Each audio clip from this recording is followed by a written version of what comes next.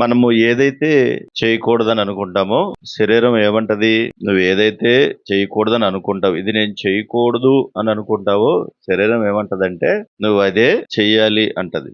ఇంత విచిత్రమైన ప్రమాదకరమైనటువంటి శరీరాన్ని జయించలేక పెద్ద పెద్దవారు సహితం మోసపోయి ఆ శరీరపు స్థితిలోనికి వెళ్ళిపోయి జీవితాలని పాడు చేసుకున్న వాళ్ళు ఎందరో. కనుక ఇలాంటి పరిస్థితుల్లో శరీరాన్ని ధరించుకుని ఎలా బ్రతకాలో, శరీరంలో ఉన్నటువంటి వారు ఏ విధమైనటువంటి స్థితిని ఆలోచించాలో, ఎలాంటి తలంపులు రావాలో, ఈ విషయాలను యేసుక్రీస్తు ప్రభువారు చేసి చూపించి మనకి మాదిరించి ఆయన వెళ్ళారు.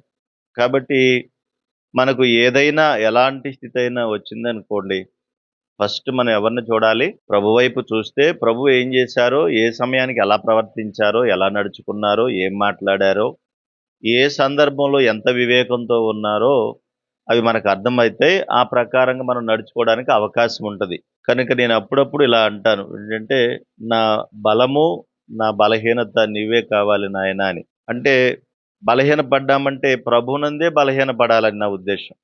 ఇంకే విషయాల్లో కూడా మనకు అలాంటి స్థితి ఉండకూడదు. నేను ప్రభువును ఆరాధించకుండా ఉండలేను. అది నా బలహీనత. నా ప్రభువును ప్రేమించకుండా నేను ఉండలేను. అది నా బలహీనత.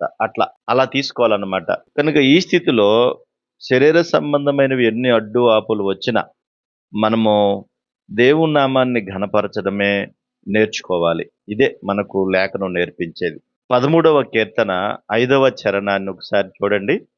13వ కీర్తన 5వ చరణాన్ని ఒకసారి చూడండి. భక్తుడైన దావీదు గారు మాట్లాడుతున్నటువంటి మాటలు. ఆయన ఈ కీర్తన రాసేటప్పుడు పైనుంచి కూడా మనం చదువుకుంటే చాలా విషయాలు మనకు అర్థమవుతాయి. మొదటి చరణంలో యెహోవా ఎన్నాళ్ళ వరకు నన్ను మర్చిపోదువు, నిత్యము మరిచెదవా అని కొన్ని విషయాలు రాసుకుంటూ వచ్చాడు. ఇదిగో వాళ్ళ పరిస్థితులు ఇవి, వాళ్ళు ఎలా ఉన్నారు, నా స్థితి ఇది అని చెప్తూనే ఈ 5వ చరణంలో అంటాడు ఆయన, నేనైతే నీ కృపయందు నమ్మిక ఉంచి ఉన్నాను, నీ రక్షణ విషయమై నా హృదయము హర్షించుచున్నది. యెహోవా నాకు మహోపకారములు చేసి ఉన్నాడు, నేను ఆయనను కీర్తించెదను. ఎంత అద్భుతమైనటువంటి మాట చూడండి అది. నేనైతే నీ కృపయందు నమ్మిక ఉంచి ఉన్నాను అన్నాడు. అంటే ప్రభువునందు ఏం చేస్తున్నాడు ఇతనంటే అతిశయిస్తున్నాడు. ఎట్లా అంటే మనుషులందరూ వారి స్థితిగతులను బట్టి వెళ్తూ ఉంటే నేను మాత్రం నీ కృపయందే నమ్మిక ఉంచి ఉన్నానని. వాస్తవంగా ఆయన కృప లేకపోతే, ఆయన తోడు మనకు లేకపోతే మనం ఈ భూమి మీద బ్రతకలేం. అది మాత్రం నిజం. అందుకనే మనుషులను నమ్ముకొనుట కంటే ఎవరిని ఆశ్రయించమన్నాడు? యెహోవాను ఆశ్రయించుట మేలు అన్నాడు. అందుకనే ధైర్యంగా ఈ మాట కూడా చెప్పగలుగుతున్నాడు. నేనైతే అనేటువంటి మాట చెప్పాడు ఆయన. ఇంకా 5వ కీర్తన 7వ చరణాన్ని కూడా చూడండి. 5వ కీర్తన 7వ చరణంలో కూడా ఈ మాట రాయబడి ఉంటది. నేనైతే కృపాతిశయమును బట్టి నీ కృపాతిశయమును బట్టి నీ మందిరములో ప్రవేశించెదను. నాకంటూ ఏమీ లేదు, నాకంటూ చూసేవారు కూడా ఎవరు లేరు. నా పరిస్థితి అంతా కూడా విచిత్రమే. ఎందుకంటే నీ ఆలోచన విధానం వేరు, నువ్వు మాట్లాడే విధానం వేరు, నువ్వు చేసే పనులు వేరు. కానీ నేను అలాంటి స్థితి కాదు. ఆ 4వ చరణం చూడండి.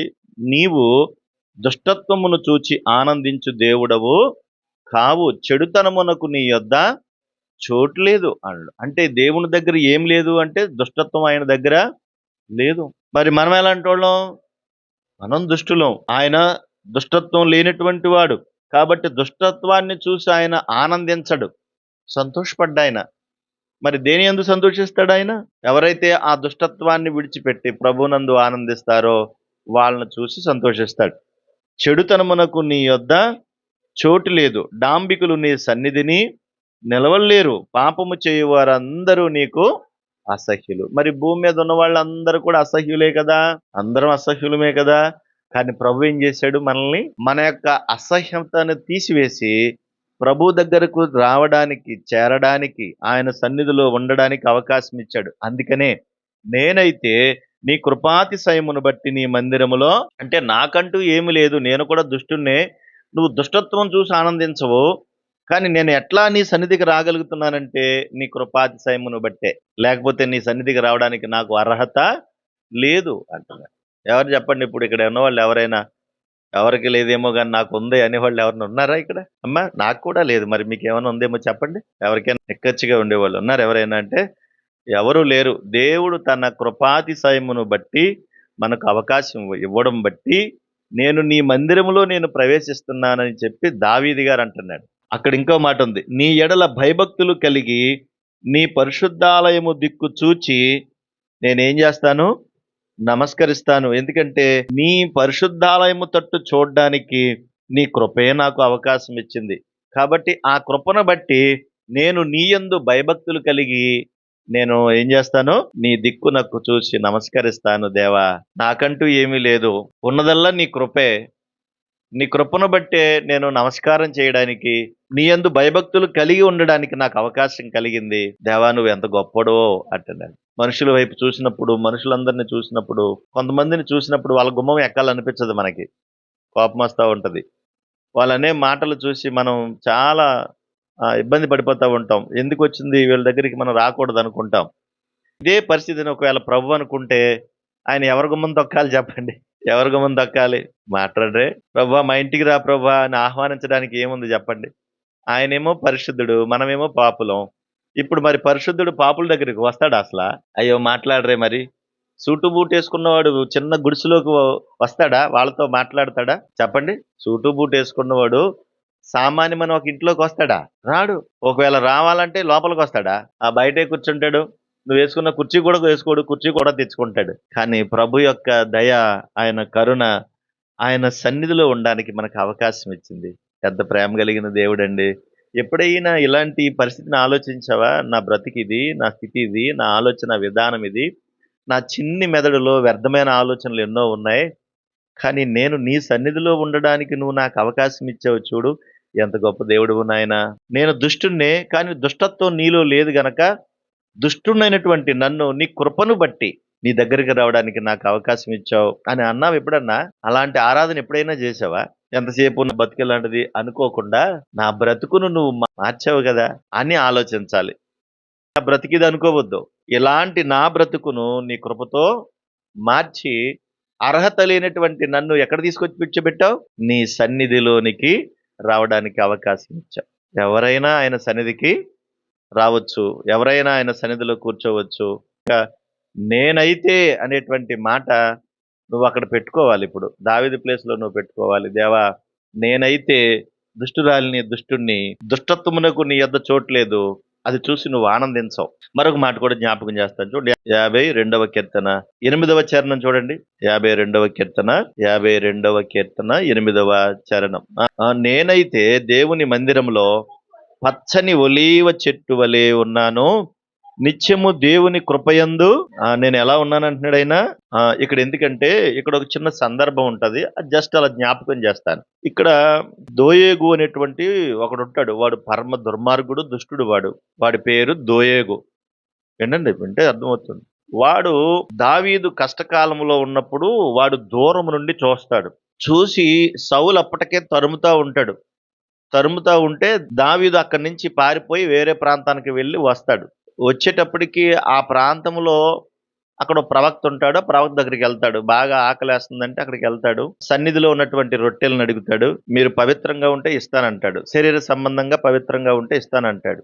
సరే రొట్టెలు ఇచ్చాడు. అక్కడి నుంచి గొలియాతు కత్తి ఉంటే కత్తి ఇచ్చాడు. ఇవంతా కూడా దూరంగా ఉండి ఈ దోయగు అనేవాడు చూశాడు. చూసిన తర్వాత సౌలు దావీదును తరుముతున్నాడన్న సంగతి వాడికి తెలుసు కాబట్టి తర్వాత సౌలు వచ్చి ఎవడ్రా ఇక్కడ నా పక్షాన ఎవరున్నారు చెప్పండి అని చెప్పి అడిగినప్పుడు దోయగు అంటాడు నేనున్నాను అంటాడు. ఇక్కడ దావీదు వచ్చాడా ఏం చేశాడంటే ఎవ్వరూ మాట్లాడలేదు. కానీ ఈ దోయగు అన్నవాడు మాత్రం అన్నీ చెప్పేస్తాడు. ఇదిగో దావీదు వచ్చాడు, ఈ ప్రవక్త దగ్గరికి వచ్చాడు, ఈయన భోజనం పెట్టి రొట్టెలు ఇచ్చాడు, కత్తి ఇచ్చాడు అని చెప్తే పాప మా ప్రవక్తని వాళ్ళని కొట్టి చంపుతారు. వాళ్ళే సౌలు దగ్గరుండి చంపుతాడు. వీడే చంపుతాడు. ఇలాంటి భయంకరమైనటువంటి వ్యక్తి అతను. అందుకనే ఆ పైన 2వ చరణం ఉంటుంది చూడండి. 52 2వ చరణంలో మోసము చేయువాడా వాడి గల మంగళ కత్తి కంటే వలె నీ నాలుక నాశనము చేయ నుద్దేశించున్నది. మేలు కంటే కీడు చేయుట, నీతి పలుకుట కంటే అబద్ధము చెప్పుట నీకిష్టం. ఆ దోయగన్నవాడి గురించి అప్పుడు రాసిన కీర్తన ఇది. అలా రాశాడు. నీకు అబద్ధం అంటే ఇష్టం, నీకు మోసం చేయడం అంటే నువ్వు కపటమైన నాలుగు గలవాడివి అని చెప్తూ, ఆ మాటలు చెప్తున్నప్పుడు దేవుణ్ణి ఆరాధిస్తూ ఆ మాట అంటున్నాడు 8వ చరణంలో. నేనైతే దేవుని మందిరములో పచ్చని ఒలీవ చెట్టు వలె ఉన్నాను. కష్టకాలములో దేవుణ్ణి ఎలా ఆరాధిస్తున్నాడో చూడండి. కష్టకాలంలో ఉన్నప్పుడు మనకు ఆరాధన వస్తదా? ఆ బాధలో పడిపోతాం.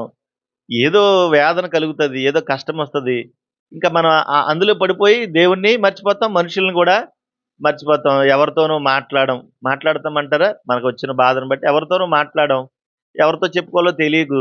ఏమనాలో తెలీదు. ఎవరితో చెప్తే ఎందుకు ఉపయోగం అనుకుంటాం. సరిగా ఆరాధించలేం, సరిగా ప్రార్థన చేయలేం, సరిగా మాట్లాడలేం, సరిగా తిండి తినలేం. అలాంటి బలహీనతలోకి వెళ్ళిపోతాం మనం. కానీ దావీదు, నేనైతే నీ మందిరములో పచ్చని ఒలివ చెట్టు వలె ఉన్నాను. నిత్యము దేవుని కృపయందు నమ్మిక ఉంచున్నానన్నాడు. ఎంత బాగుంది చూడండి. ఆయన కృప మీద నమ్మకం పెట్టుకున్నాడు. ఆయన అతిశయం మీద నమ్మకం పెట్టుకున్నాడు. నీ మందిరంలో పచ్చని ఒలివ చెట్టు వలె ఉన్నాను అన్నాడు. ఇప్పుడు మీరు కూడా ఆలోచించండి. మన బ్రతుకులు కూడా అలాంటి ఆ దోయోగు లాంటి బ్రతుకులే కదా! అమ్మ కాదంటారా? వాడెలా మోసగాడో మనం కూడా అలాంటి మోసగాళ్ళమే. వాడు ఎలాంటి దుర్మార్గుడో అలాంటి దుర్మార్గుడమే.